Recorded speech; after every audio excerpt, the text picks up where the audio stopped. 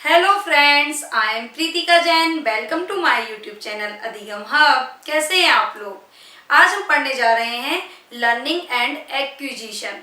इससे पहले कि मैं ये टॉपिक स्टार्ट करूं, मैं आपको बताना चाहूंगी कि मैंने पहले भी इंग्लिश पेडागोजी के बहुत सारे टॉपिक्स पर वीडियो बना चुकी हूं, तो उसका लिंक मैं आपको डिस्क्रिप्शन में दे दूंगी, वहां जाके आप उन्हें देख सकते हैं। और अगर आप मेरे चैनल पर नए हैं तो मेरे चैनल को सब्सक्राइब कर लीजिए ताकि आने वाले नोटिफिकेशन आपको मिलते रहे। तो आइए स्टार्ट करते हैं। सबसे पहले ये जानते हैं कि एक्विजिशन एंड लर्निंग ये जो होता है वो किसका होता है, यानी किसका हम लर्निंग करें, किस चीज का हम एक्विजिशन करें, तो वो होती है हमारी लैंग्वेज। तो लैंग्वेज का एक डेफिनेशन देख लेते हैं थोड़ा सा कि language is a system of words और science that people use to express thoughts, feeling and ideas to each other.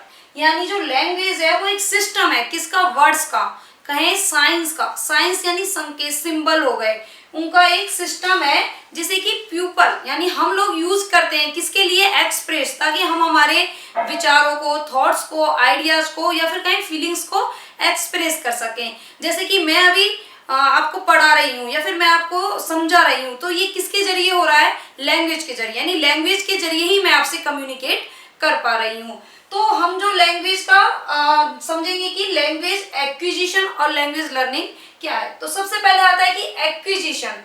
Acquisition क्या होता है? तो language is learned naturally without systematic practice. यानी जब हम लैंग्वेज को बिना किसी प्रैक्टिस के, बिना किसी सिस्टेमेटिक, बिना किसी ऑर्डर, बिना किसी मैनेजमेंट के नेचुरली सीख जाते हैं, या फिर कहें नेचुरली जिसे हम सीख जाते हैं, ग्रहण कर लेते हैं, तो वो क्या होता है? एक्विजिशन।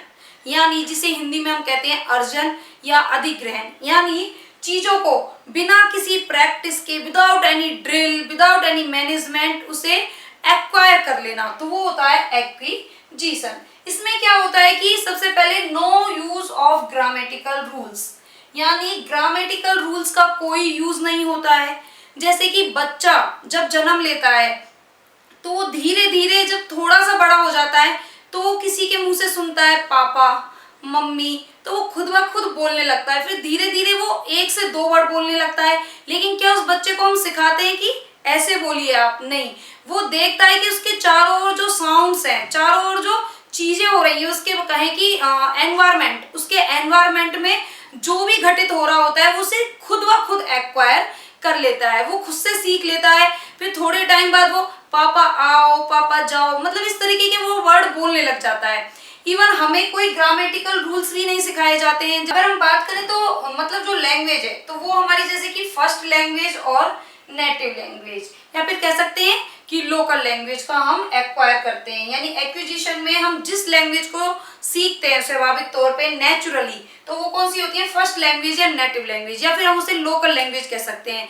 जैसे कि मेरी और आपकी जो हमारी फर्स्ट लैंग्वेज है, जो हमारे लोकल क्षेत्र में जो बोली जाती है, फिर कहें कि हमारी मातृभाषा, मदर टंग जो है, वो हम उसका क्या करते हैं? एक्विजिशन करते हैं, वो भी naturally without any grammatical use. उसमें कोई हमें रूल्स नहीं बताया जाता है कि आप पहले ये वर्ड बोलिए, फिर उसके बाद ये बोलिए, फिर उसके बाद वर्ब लगाइए। हम चारों ओर देखते हैं कि हमारे फैमिली में लोग कैसे बोल रहे हैं, हमारे जहां हम रह रहे हैं वहां के लोग किस तरीके से उस लैंग्वेज को बोल रहे हैं, और उसी तरह हम उसे एक्वायर करते चलते हैं। फिर बात आती है कि it is subconscious process and it is implicit process, कि ये एक सबकॉन्शियस प्रोसेस है। इसमें कॉन्शियसनेस में आपको ये नहीं है कि आपको बिठाया जाएगा और बताया जाएगा कि आपको लोकल लैंग्वेज बोलनी कैसे, आपको मदर टंग कैसे बोलनी है, नहीं। हम उसे सबकॉन्शियसली, यानी सबकॉन्शियस क्या होता है? अचेतन। वो हमारे अचेतन में कहें कि एक तरीके से जमा होती रहती है, हम उसे स्वाभाविक खुद ब खुद सीखते जाते हैं, उसमें हमें कोई एफर्ट भी नहीं लगता है। और it is an implicit process. Implicit में क्या होता है कि इसे हम कह सकते हैं कि it is the application of explicit. यानी यहाँ पे जो फॉर्म किया जाता है, यहाँ पे जो सेंटेंसेस बनाए जाते हैं, उनका इधर जो एप्लीकेशन किया जाता है, प्रयोग में लाया जाता है, तो वो होता है इम्प्लिसिट प्रोसेस। जैसे कि आप किसी बच्चे से पूछोगे कि what is the plural of boy, then he will tell you कि बॉयज। लेकिन अगर आपने पूछा कि हाउ टू फॉर्म प्लूरल्स, यानी उसका स्ट्रक्चर, उसे कैसे फॉर्म करते हैं प्लूरल्स को, उसका प्रोसीजर बताइए, तो वो कहेगा आई डोंट नो, मुझे नहीं पता। क्योंकि उसे ये तो पता है कि कहाँ यूज करना है, कैसे यूज करना है, क्योंकि वो उसने नेचुरली सीख लिया है। लेकिन उसका फॉर्म, उसका स्ट्रक्चर वो उसे नहीं पता, क्योंकि उसने जो सीखा है वो क्या सीखा है, नेचुरली। तो ये एक इम्प्लिसिट प्रोसीजर है। ये इसे हम कह सकते हैं कि एक्विजिशन एक एक्टिव, ये एक एक्टिव प्रोसेस भी है। फिर बात आती है कि नेचुरल या इनफॉर्मल प्रोसेस। यानी ये नेचुरल तो है क्योंकि इसमें बच्चा without any practical, without any effort खुद से सीख जाता है।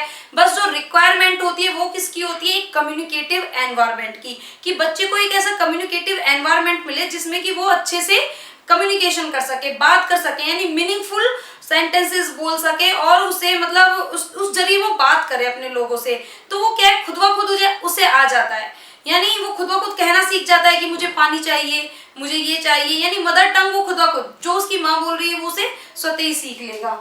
फिर हम देखेंगे कि चाइल्ड सेंटर, यानी this acquisition is child centre, यानी ये बाल केंद्रित है। बाल केंद्रित क्यों, क्योंकि इसमें क्या है कि बच्चा खुद से सीख रहा है, उसके लिए ना तो कोई टीचर ना ही किसी और को बिठाया जाता है कि भाई इस बच्चे को सिखाया जाए, इसको एक पूरी प्रोसीजर बताया जाए, नहीं। यहाँ पे वो अपना एनवायरनमेंट, अपने नेचुरल में जैसा भी जो भी बोला जा रहा है उसे वो एक्वायर करता जाता है। तो ये कह सकते हैं चाइल्ड सेंटर है। फिर या अदरवाइज इसे कह सकते हैं कि एक वन वे प्रोसेस है। वन वे प्रोसेस में क्या होता है कि इसमें खाली जो चाइल्ड है वो ही एक्टिव रहेगा, यानी it is an active process and child is always active on this acquisition. क्योंकि इसमें क्या है कि जो बच्चा है वो हमेशा एक्टिव रहता है, जो अपने चारों ओर वो कुछ ना कुछ नए वर्ड सीखता रहता है। और एक ये इनफॉर्मल प्रोसेस भी है। इनफॉर्मल, अनौपचारिक क्यों, क्योंकि इसमें उसी को किसी तरीके का फॉर्मेशन नहीं सिखाया जाता है। अनौपचारिक मतलब उसे कोई फॉर्मेलिटी के तौर पे रूल्स रेगुलेशंस नहीं बताए जाते, वो स्वतः ही सीखता है। कुल मिला के जो एक्विजिशन है, तो इसे अब बात आती है कि छोटे छोटे पॉइंट्स की कहाँ जरूरत है। तो एग्जाम्स में से कुछ भी पॉइंट्स आ सकते हैं, तो हमें जानना जरूरी है कि ये एक सबकॉन्शियस नॉलेज होती है, इसमें ये एक इम्प्लिसिट और एक्टिव प्रोसेस है, ये एक इनफॉर्मल प्रोसेस है, ये एक नेचुरल प्रोसेस है, इसमें फर्स्ट लैंग्वेज का यूज होता है, और एक ये चाइल्ड सेंटर होती है, और एक ये वन वे है। फिर बात आती है लर्निंग। अब हम जानेंगे कि लर्निंग यानी एक्विजिशन तो हमने पढ़ लिया, अब हम देखते हैं कि व्हाट इज लर्निंग।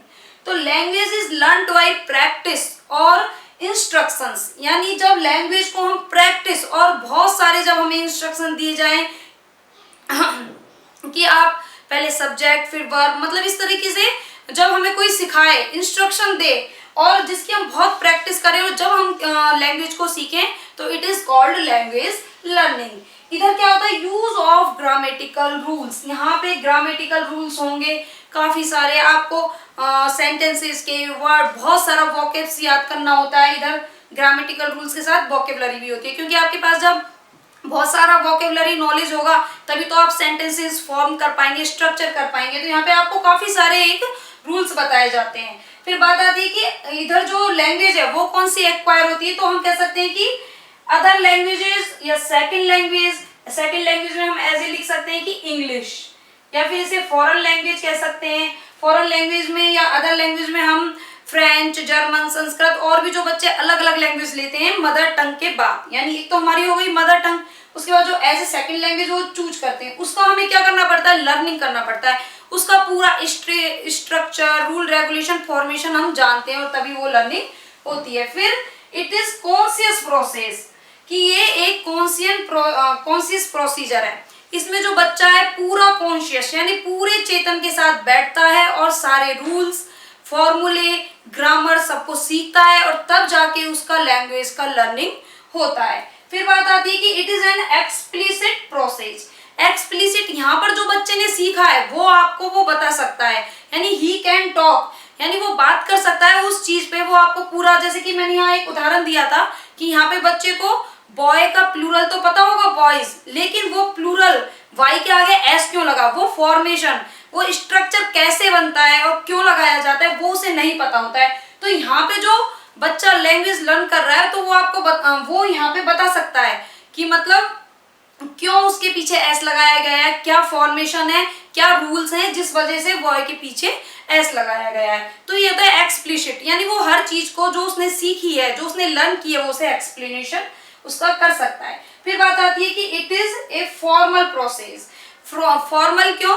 फॉर्मल यानी औपचारिक। औपचारिक इसलिए क्योंकि यहाँ पर पूरी औपचारिकता के साथ टीचर्स हर एक चीज बच्चे को पढ़ाता है और तब जाके बच्चा सीखता है। इधर इनफॉर्मल नहीं है कि मतलब बच्चे स्वतः नहीं सीखता है, बच्चे को हमेशा कोई ना कोई व्यक्ति या फिर कहें कि टीचर होगा हमेशा, जो कि बच्चे को सारे रूल्स ग्रामर सिखाता है और जब बच्चा सीखता है। फिर कहते हैं कि ये टीचर सेंटर प्रोसेस है। क्यों? क्योंकि इसमें टीचर सेंटर क्योंकि इसमें स्टूडेंट खुद से कुछ नहीं कर सकता। इधर स्टूडेंट एक्टिव था क्योंकि इधर स्टूडेंट खुद सीख रहा था, लेकिन यहाँ पर सारे चीजें, सारे रूल, सारे स्ट्रक्चर कौन सिखाएगा? टीचर। तो ये टीचर सेंटर है। अदरवाइज इसे कह सकते हैं कि ये टू वे प्रोसेस है। अब टू वे प्रोसेस कैसे है? क्योंकि इसमें स्टूडेंट और टीचर दोनों ही आते हैं, इसलिए ये टू वे प्रोसीजर है। क्योंकि इसमें क्या है कि टीचर पढ़ाएगा और स्टूडेंट वही सीखेगा जो कि टीचर ने पढ़ाया है। तो इस तरीके से हमने देखा कि लैंग्वेज का एक्विजिशन और लैंग्वेज के लर्निंग में क्या डिफरेंसेस है। एक्विजिशन यानी नेचुरली आना, लर्निंग यानी जब किसी चीज की हम प्रैक्टिस और ड्रिल के जरिए उसे सीखें, तो दैट इज कॉल्ड लर्निंग। तो आई होप कि ये टॉपिक आपको बिल्कुल क्लियर हो गया होगा। So guys please like, share and subscribe, ज्यादा से ज्यादा शेयर कर दीजिए, आपके दोस्तों को भी पता चले इस टॉपिक के बारे में, उन्हें भी नॉलेज मिले। So please share as much as you can. Thank you.